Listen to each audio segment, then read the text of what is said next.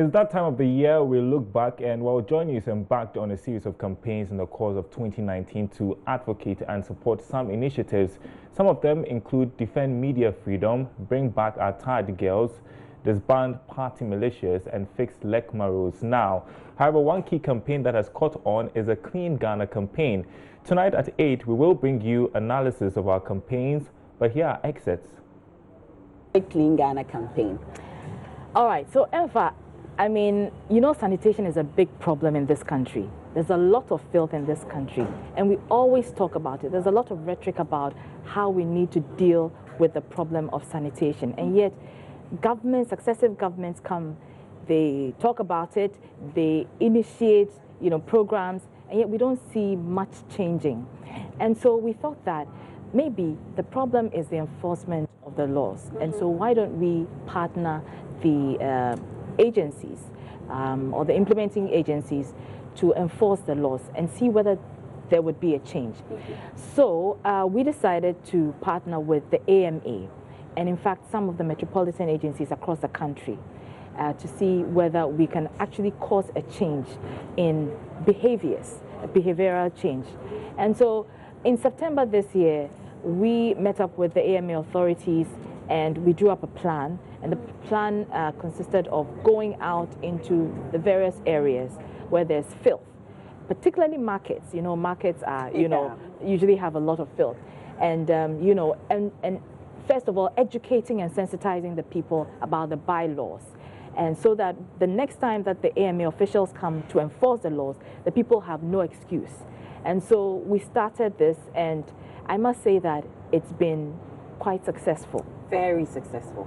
Very, very successful. But let's talk about the episodes. I've witnessed the production and what you had to go through to get what we saw on TV and on radio. I remember the Ratus. I'm sure you remember that term from Asitanga and his team as well. But putting the team together and getting them to go out there with the AMA team. I'll talk about when the sanitation minister also came in and all. How difficult was it? Tell us about it. It wasn't easy, I have to tell you. It involved a lot of meetings with the metropolitan assemblies, and oftentimes public officials are very relaxed when it comes to doing certain things, and so that's why we don't really see a lot of action on the ground. Maybe it may be because of years of complacency in the way they've done things, and so it was very difficult. We needed to convince them that it was important that we create some behavioral change, and it was important for the media to jump on board with them to create that change. And so little by little, we managed to push a lot of the assemblies to buy into the initiative and get the officials to go on the ground. Because another problem that they also face is the issue of inadequate personnel. And so oftentimes you have very few people going on the ground to enforce the law, and they are unable to control the huge numbers who come against them, who fight them, the people in the markets and elsewhere, and so that was a problem. So they made the decision to recruit more people when we partnered them on this initiative, so that at the end of the day it will be successful and we will see some change, and we are seeing some changes. Well, Justice, what was the highlight for you when it comes to the Joy Clean Ghana campaign? I have my highlights, I'll talk about it, but for you, what were they? I think that the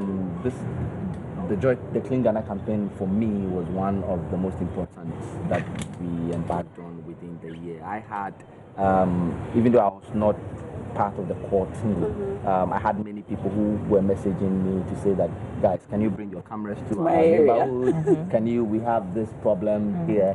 Can you come interview us and then put our issues out there? And for me, it sort of gave me an idea just how important the issue of sanitation has become to many people in this country. We have a huge problem with sanitation. Plastic pollution, for example, the last figures I saw said we are producing up to about 1.7 million tons in a year, and just about 2% of that is currently recycled, which means then you have an idea how much of waste is just uncatered for in this country. And so for us as JoyNews, as leaders of media work in this country, taking this problem head on was for me a very, very important one. And I feel that it's sort of linked to many other things, and I saw other media houses also get on and then try to do something similar. We know that our bureau in Kumasi had also started their own campaign there, and of course Kumasi is a very important city. It's the second largest and one of the biggest cities in the country, and so that was a crucial one. But then also I couldn't help but enjoy a lot of the sound bites that came through. The sound bites that came through, especially the times when MFA Juadosi had to go into the markets and the women, and it gives you an idea just how critical the problem is and what more we need to do to ensure that we tackle it head on. Of course, there was a low point also when David Andor was slapped by the assemblyman for the Jamestown area. But of course, that same episode also, we remember that it came up that they store plantain near the KVIPs to get it right. I must say that up till now, I can't eat beans. I can't eat beans and plantain. But you also remember, you know, we go to Agbogbloshie a lot. Araba can relate. And we found that there's a lot of rats. A lot. Yeah. A lot. The situation in our markets, it was such a cause for concern for me. I can't still go to Agbogbloshie now. But the situation has improved, hasn't it? Slowly. So, I mean, what they're trying to do now is clean the filth that you see. But the majority of the filth is in the gutters and in the drains. Well, the few drains that you see there. There are very few drains there, and that's one of the major problems at Agbogbloshie. You know, the poor drainage system. And that's why the last time we went there, we saw a lot of rats. Because they don't clean the drains, because the drains are not well constructed, you have these rodents, you know, comfortably living there, and you know, and for a very long time they haven't cleaned the place. And you can imagine, I mean, these women store some of their products in the night when they go home. Can you imagine what the rodents do to the products? And then they come back the next day and then sell it. Is poisonous as well. Exactly. You know, so we may be consuming unwholesome food that we don't even know about. So all of this is very important. So the day that the AMA officials, you know, embarked on that particular how do I call it? The campaign? Well, when they visited the market, we knew that there was going to be a lot to see because we had heard already that that particular market is filthy. People don't clean a lot. And so when they went there, even though they anticipated that they will see a lot of filth, what we saw there, and you saw it too on TV, I mean, everybody was shocked. And that's even edited. Edited, yes. It's terrible. And the women know this themselves. They know that, the market women and the men there, they know that they're supposed to clean after themselves when they are done, you know, with their marketing or whatever it is. But they don't do it. And so that's the main problem, enforcement. Enforcement is the problem, which is what we're trying to, you know, drive so that people know that they need to change their behavior. Otherwise, they'll be sanctioned for it.